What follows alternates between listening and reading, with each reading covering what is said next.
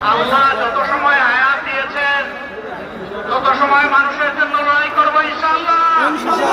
বাংলার মানুষের মুক্তি অর্জন হওয়া পর্যন্ত আমাদের লড়াই অব্যাহত থাকবে।